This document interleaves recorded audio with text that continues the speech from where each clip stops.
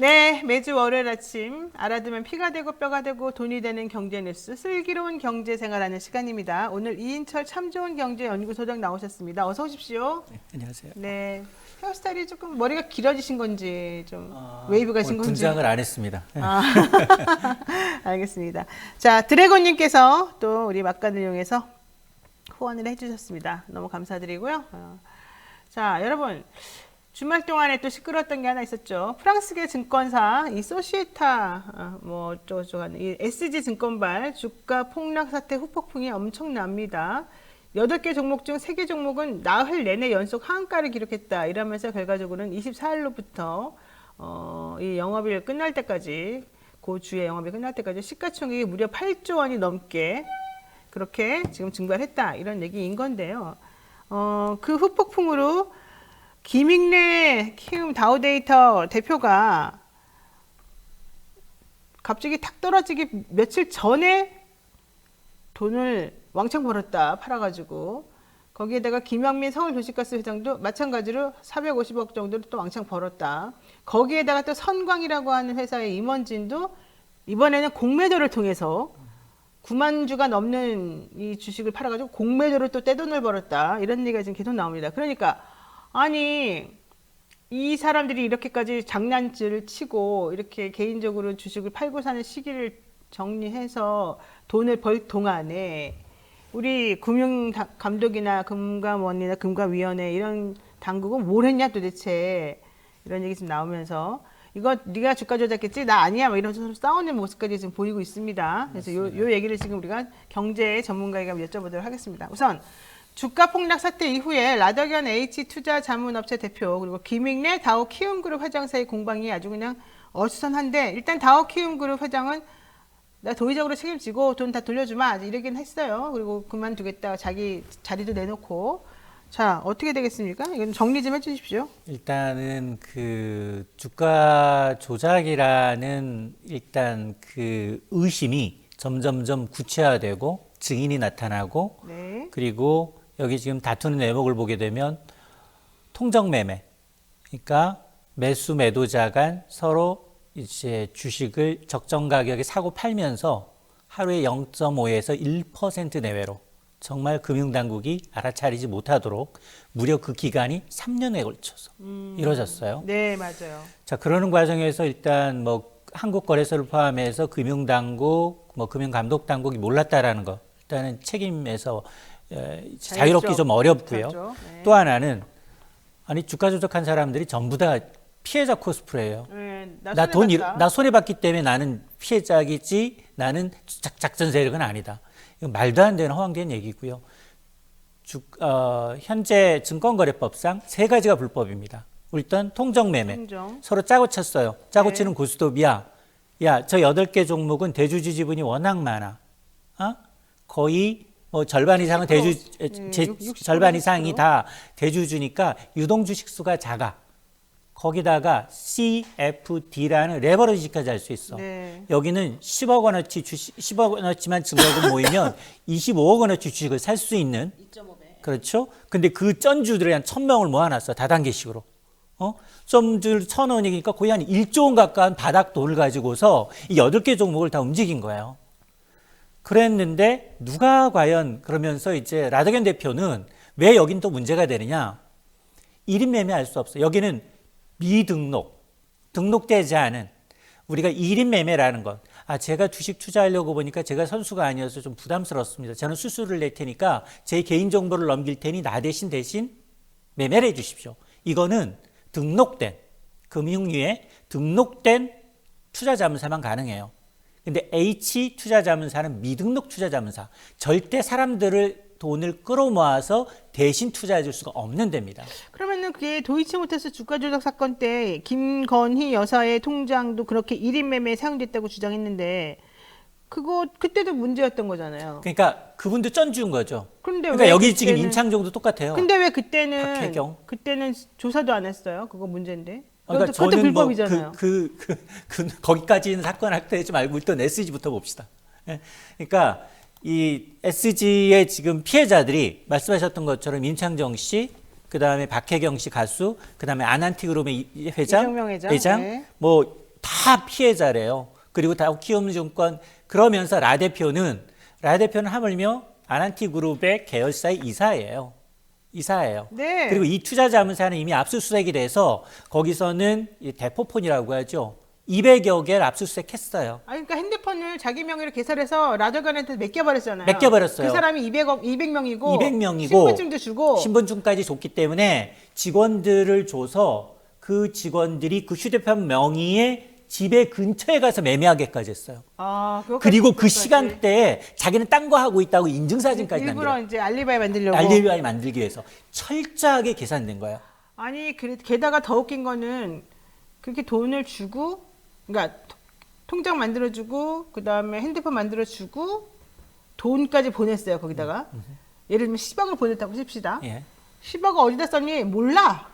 그 예전에 그거 가지고서 그때 뭐라 그랬어요. 그 조국 전 장관의 부인 정경심 여사, 정경심 교수 처음에 이 사건 터졌을 때 사모펀드에 돈을 너네 만나가지고 도덕적이다 아니다 그런 얘기 한창 나올 때 당신 그렇게 투자한다 그러면서 왜 어떻게 했는지 몰랐어. 이게 그때도 그런 얘기 나왔었잖아요. 근데 그때는 엄청나게 비난하고 엄청나게 문제라고 해놓고는 또 이쪽 사람들은 또 그걸 그대로 하고 있었단 말이에요. 그러니까 임창정 씨가 하는 얘기가 그거예요. 네. 자기도 이제 프로덕션 하면서 30억 원을 와이프와 15억 원씩 나눠서 투자를 했는데 네. 어느 날 자기도 다 인감이랑 개인정보를 다 넘기고 이름 매매를 시켜놨는데 통장에 찍힌 돈을 봤더니 야 30억 넣었는데 84억이 됐어?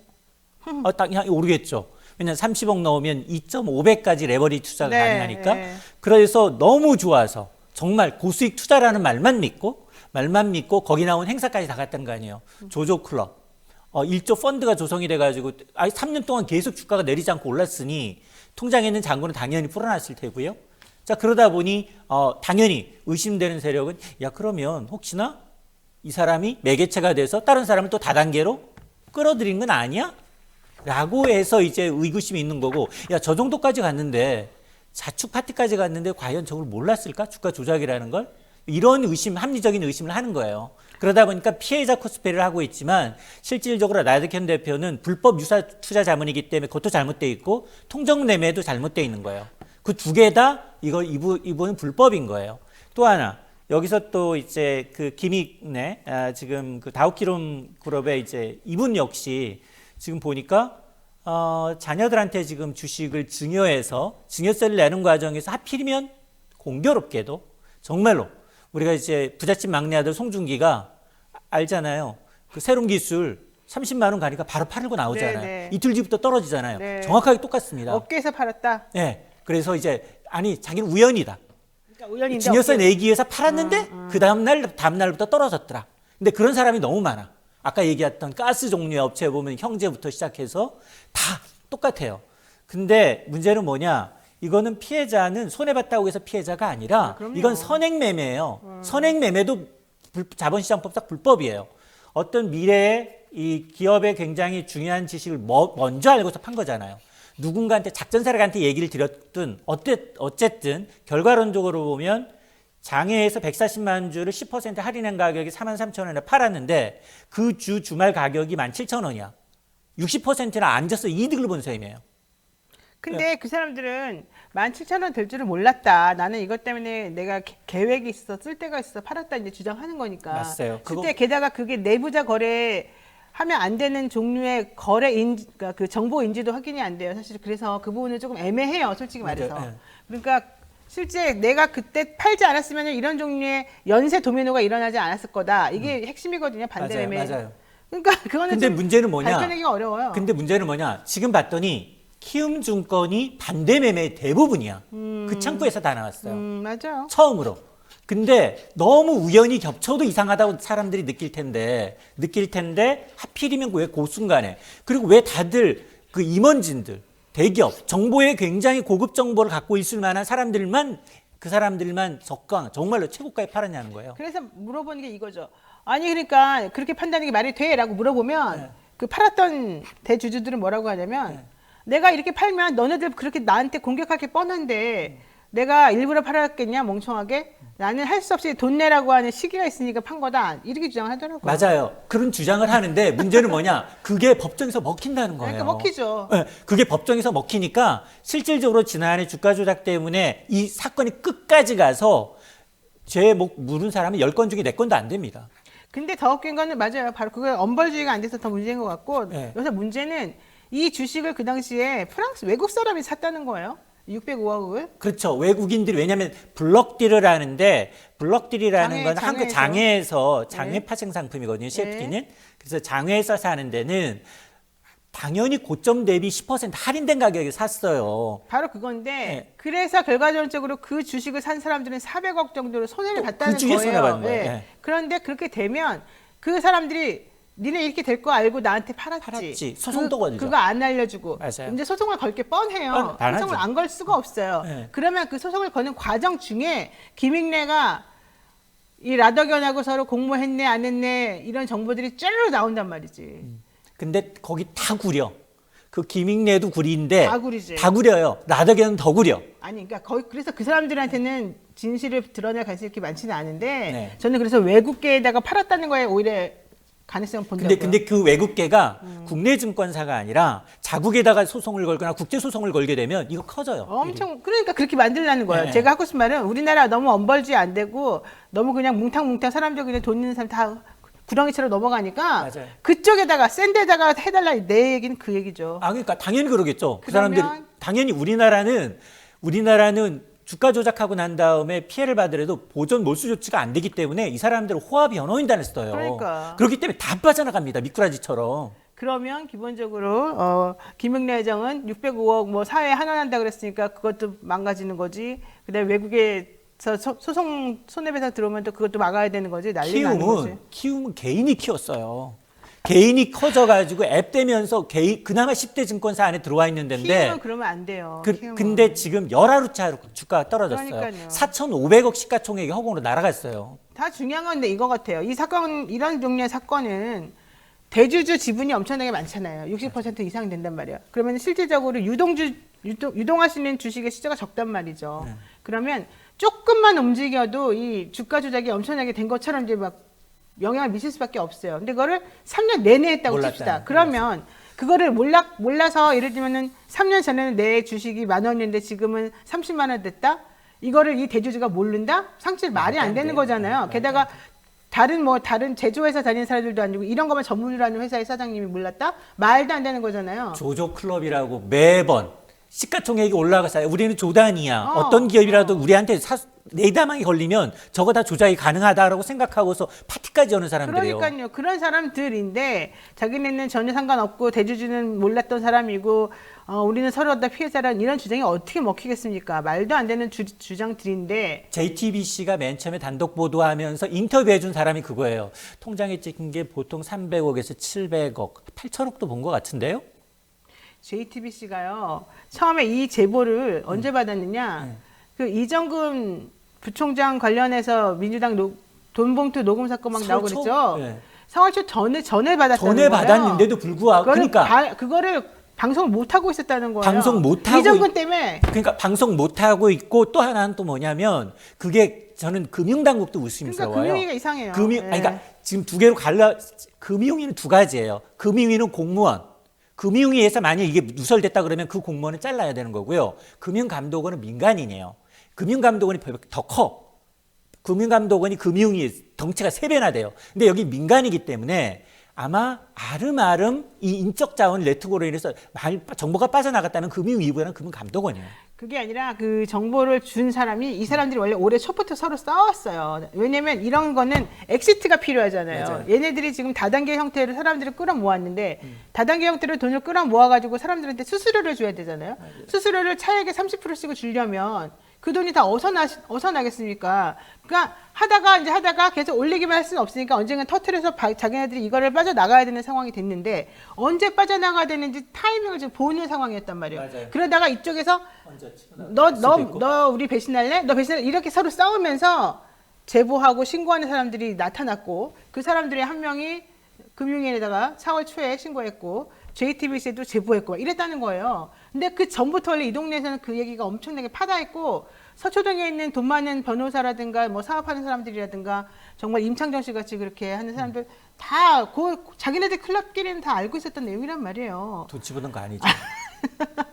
그런 거 절대 아니고요. 그러니까 중요한 건 그들은 그렇게 해서 싸우고 있었었는데 올해 초부터 벌써 이게 시끄럽고 위험한 징조가 다 보였다는 건데 이미 왜? 지난해부터 개인 나왔죠? 투자자들은 네, 나왔죠. 지난해부터 계속해서 의식을 했어요. 그러니까. 왜냐하면 여기가 지금 공통점이 별로 없어. 그리고 주가 조작이라고 하면 보통 우리는 코스닥 종목을 읽고 개인이 많이 물려 있는 종목일 텐데 네. 여기는 코스피 거래 종목이 5개나 돼요. 5개 코스닥 상장 그러니까 3개. 뭐 거기에 보면은 도시가스 업체, 그 다음에 무슨 뭐 IT 기술 업체, 닭고기 업체부터 시작해서 투자증권까지 있단 말이에요. 네. 공통점을 찾을 수가 없어요. 그렇다고 해서 이들이 실적이 막 좋으냐? 그렇지도 아니야, 않아요. 하나도 안 좋죠. 안 좋아요. 다만 딱 공통점을 찾아본다면 아까 얘기했지만 유통주식수가 워낙 적네. 여기다가 신용융자 물량, 비투 물량이 다른 평균 종목배에 비해서 10배나 높아요. 그 다음에 CFD라는 종잣돈 10원 있으면 종잣돈에 이제 2.5배까지 투자 가능한 전문 투자자가 이용할 수 있는 차익 결제 계좌를 공통적으로 이용하다 보니까 이 계좌의 특징은 뭐냐? 내가 사지만 내가 주식을 사는 게 아니라 차익만 결제하다 보니 증권사가 거래한 것처럼 그러니까 나와요. 드러내지가 않냐 그 사람이. 맞아요. 그래서 익명성이 보장돼 있기 때문에 세금에 얼마나 도움이 세금도 되겠어요. 많이, 양도세도 거의 많이 안 네. 내요. 그러다 보니 부자들은 여기에 혹할 수밖에 없고, 이득이 나는데 양도세도 안 거쳐. 내가 투자한 게 아니라 증권사가 대신 투자해줘. 굉장히 좋은 먹잇감이 돼버린 거예요. 그러니까 부자들은 자기 이름이 언급되는 것 자체를 아주 경기를 일으키니까 이 CFD 제도라는 것 때문에 너무 행복한 거죠, 말하자면. 맞아요. 근데 이것도 문턱이 낮아진 거야. 5천만 왜냐하면 그동안은 10배까지 가능했어요. 네, 5만 원. 1억 놓으면 10억까지 가능했었고요. 그다음에 그전에는 사실은 이게 개인 평균 금융투자 자산이 5억 이상이었는데 5천만 원으로 낮췄어. 그러니까요. 그러다 보니까 이게 불과 2, 3년 사이에 이 투자하시는 분 전문 투자 결제 계좌가 8배 가까이 늘어난 거예요. 그리고 변호사나 회계사는요, 돈 없어도 돼요. 그 자격증만 자격증만 있으면 돼요. 자격증만 네. 있으면 돼요, 우리는. 네. 그래서 내가 물어보는 거예요. 귀가 얇잖아요. 그래서 혹시나 넣었나 해서. 아니, 나한테도 이런 유사한 종류의 투자를 하라는 사람들이 있었죠. 근데 난 돈이 없어 못했죠. 다행이네 그게. 아이고, 지금 우리가 다행이 아니라, 난 사실 이 사건에 있어서 뭐 피해자라고 주장하는 사람들이 진짜 순수한 피해자냐? 절대 아니에요. 아니라는 절대 거죠. 아니에요. 여기는 그 사람들 말고 이 사람들의 흐름을 보고서 늦게 들어간 개미들이 좀 불쌍한 거죠. 또 문제는 뭐냐면 이게 하이 리스크 하이 리턴이라고 이제 2.5배 레버리지가 가능하지만 네, 네. 증거금이 밑에 내려오면 당장 하루하루 만에 결제 넣어야 돼요. 맞아요. 그러니까 내려간 만큼 아까 임창정 씨가 얘기했던 것처럼 자기 30억 넣었는데 갑자기 마이너스 60억 넣어야 되는 상황이 온다라고 했는데 올 수 있어요. 반대 매매 때문에 어쩔 수가 없는 거죠. 강제로 매매하는 것 때문에 그런데 또 하나는 뭐냐? 개인 투자자들은 진짜로 그 사실을 모른 채 그치. 3년 동안 이렇게 오른 그래프가 몇 개 없는데 이거 같이 주네? 라고 해서 들어가신 분이 있고 이게 얼마나 되느냐. 지난해 말 기준 이 8개 종목의 개인 종목 비중이 30%가 넘어요. 특히나 또 뭐냐. 이렇게 나흘 연속 하한가 가는 와중에도 하한가 따라잡기 하시는 굉장히 리스크한 사람도 있어요. 그러니까 이걸 또 올릴 줄 알고 이제 지금 바닥이다 그러면서 올릴 줄 알고 예. 그런 거 하면 안 돼요. 제가 삼천리 살려다 말았는데 그래서 가장 싸서 살려다 말았는데 그런 거 하시면 안 될 것 같아요. 내가 봤을 때는. 자, 중요한 거 정말 이번에 이제 이들이 김익래 회장과 이 라더견 이런 사람들을 고소한다 그러는데 저는 과연 고소가 될지 또 고소한다고 해도 그들에게 무슨 죄를 묻기가 쉬울지 저는 아니라고 봐요. 이거 상당히 지금 문제가 심각한 부분이 있어서 그들이 순수한 피해자라고 보이지도 않고 피해자라고 하는데 바로 다음 날 노치가 떠요. 그 같이 얘기하고. 사람들을 굉장히 계획적으로 다단계로 끌어모으는 자기네가 막 사람들 끌어모아. 맞습니다. 이거 완전 안전하다. 무슨 회장이 했다더라. 근데 결과적으로 항상 여러분이 다 걱정해야 될 빠져나가요. 거는 버꾸라지들이 너무 많아서. 모든 종류의 사건에 다 녹취가 있다는 걸 기억하셔야 돼요. 봐요. 태영호 씨 얘기할 때도 녹취가 있었죠. 임창정 씨 요 사건도 녹취 있죠. 라더견 녹취 있죠. 이정근 녹취 있죠. 녹취 없는 세상이 있어요. 요즘에는 절대 하면 안 돼요. 행사에 휴대폰으로 찍어버리잖아요. 아예 찍어버리고. 잘 생각해 보세요. 이게 여러분이 이렇게 쉽게 생각할 문제가 아니에요. 자, 요 시간 다 갔으니까 하나만 더 하고 가겠습니다. 미국이 또 금리를 인상했습니까? 우리나라 보고 지금 왜 인상 안 하냐고 지금 그러고 있는데? 네, 미국 미국이 지난주에 또 이제 올해 마지막 금리 인상을 단행을 했어요. 물론 파웰 의장은 마지막이 아니다. 그러면서 연내 금리 인하에 대한 선을 그었는데 물가가 아직도 연준의 관리 목표치보다 상당히 높아요. 우리보다도 높고요. 네. 자, 그러다 보니까 금리를 인상했는데 미국의 기준금리가 이제 5.25%예요. 어이구. 지난해 3월 제로였어요. 네. 제로였다가 지금 5%를 올린 거예요. 어이구. 2007년 이후 16년 만에 최고치입니다. 그러니까요. 그러다 보니까 한국과 미국 간 기준금리 격차가 1.75%. 1.75%포인트로 야, 미국 달러의 예금 금리 놓으면 우리보다 거의 2% 가까이 이자를 더 준다는 얘기입니다.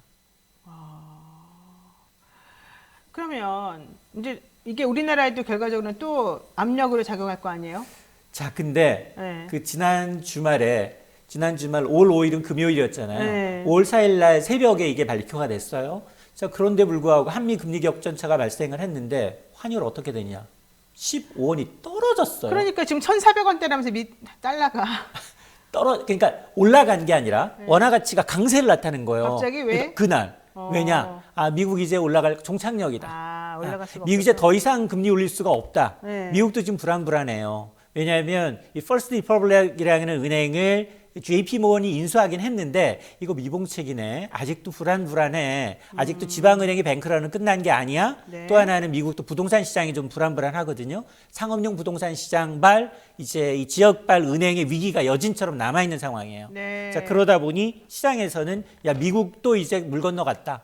금리 인하는 물 건너갔고 파웰은 부인하지만 결국 미국도 경기 침체를 감안하게 되면 연내 금리를 내려야 한다라고 지금 베팅을 하고 있는 겁니다. 자, 그럼 우리는 어떻게 되겠습니까? 일단 한국은행은 그 연준의 금리 인상 사이클이 마무리 단계에 접어들었고 지금 우리는 물가가 3%대로 낮아졌어요. 14개월 만에 최저치로 떨어졌기 때문에 아마 지금 경기 침체 감안하면 한미 간 금리 격차가 여기서 더 벌어진다 하더라도 금리를 올릴 수는 없다는 못 올리는구나. 아니 지금 우리나라 금리 이렇게 조금 올렸다고 하는데도 사실 지금 대출이자 끔찍해요. 더 이상 어떻게 할 수가 없어요. 대출 금리가 지금 딜레마예요. 그동안 조금 내리다가 오르락내리락 보합선에서 움직이고 있는데 이게 금리를 인하할 걸 선 반영했기 때문에 그래요. 금리를 진짜로 내려야지 더 내려가지. 네. 그렇지 않으면 계속 완전 보합권에서 왔다 갔다 할 것 같아요. 아이고 알겠습니다. 이놈의 불경기 언제 끝날지 지금 많이 안 보여요. 시기 좀 알려줘 보세요. 그래도 일단 수출이 너무 안 좋고요. 수출이 7개월째, 무역 수지는 14개월째, 반도체가 지금 계속해서 잘 안 나가고 있기 때문에 네. 하반기 정말 중국도 좀 좋아지고 세계 경기가 좋아진다. 미국 정말 침체 아니다라는 거 확인돼야지만이 어느 정도 좀 그게 언제일까요? 그 하반기를 좀 지켜봐야 될 것 같습니다. 올해 하반기에나 조금 가능성 있어 보인다. 지금은 좀 조심해야 되겠다. 하반기 반등이 아니라 어쨌든 상저 하저가 아니었으면 유지? 상저 하저가 아니었으면 하는 바람이에요. 알겠습니다. 미국이 연내 기준금리를 인하할 가능성이 있는가? 여기에 대해서도 아마 저는 개인적으로는 금리 인하할 가능성이 있다고 봐요. 미국도 경기 왜요? 침체가 침체 때문에? 심상치 않아요. 알겠습니다. 조 바이든이 그렇게 나 133조 투자도 유치해오고 할 거 다 해왔어 이렇게 말하는데도 상태가 안 좋군요. 거기도 좀 위안이 되네요. 자, 오늘 여기까지 해야 될 것 같습니다. 말씀 고맙습니다.